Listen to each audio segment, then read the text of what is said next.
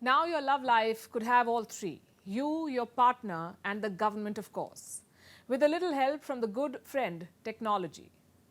Have you heard about the hottest love potion around town? A sweet, potent combination of government, tech, and increased scrutiny.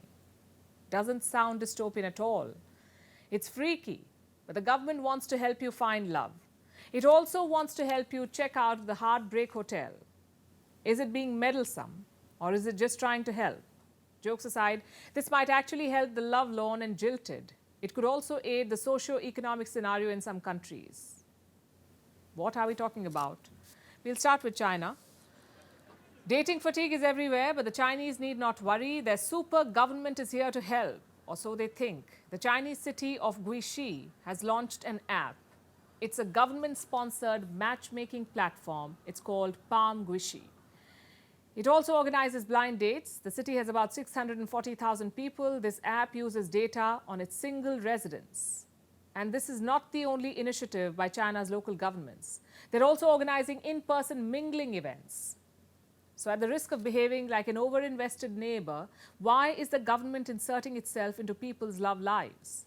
Because China's marriage rate has been falling and falling nationwide.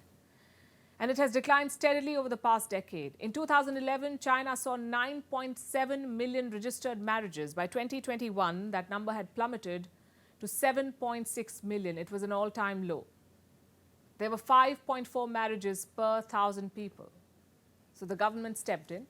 And how are people taking this guinea pig experiment? The reactions are mixed. Some are in favor, while others say it feels like the government wants them to breed like pigs. That's the term they used. And while breeding like said pigs is one thing, actually finding love is quite another, which is more often than not followed by heartbreak. Now, we all have our ways of coping with breakups. Some of us delete our exes from our social media, some burn their clothes, and some throw eggs on their car. Moving on is tough. The New Zealand government gets it, and it wants to help. It has launched an unusual new campaign. It's called Love Better. And it wants to, quote unquote, keep a little hurt from becoming a lot of hurt.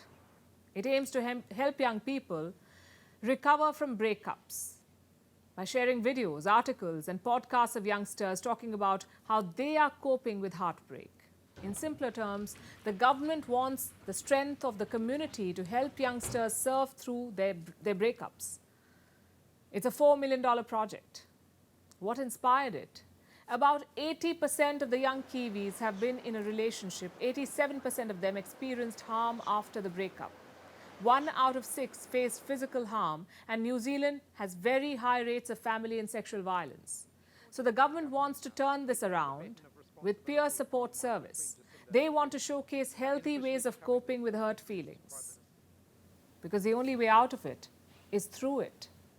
But as bizarre as government meddling in our dating lives sounds, these are not the only examples of it. Japan, for one, launched a government-sponsored artificial intelligence-driven matchmaking service. The government even teaches basic dating skills to people.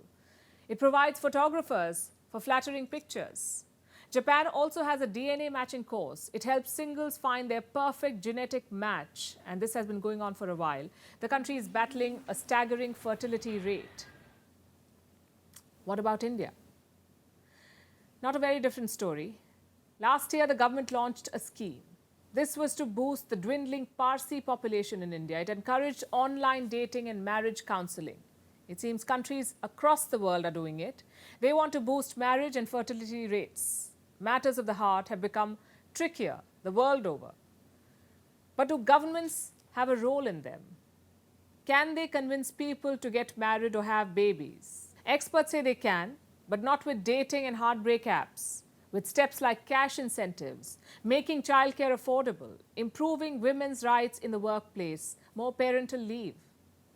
And you know what? Governments already know all of this, but they do what they do. You could say they're the new romantics. The question is, will people accept it? Can and should private lives be governed? Is being strapped to red tape healthy for a heart? Honestly, we don't have an answer. Maybe love and governance is all you need.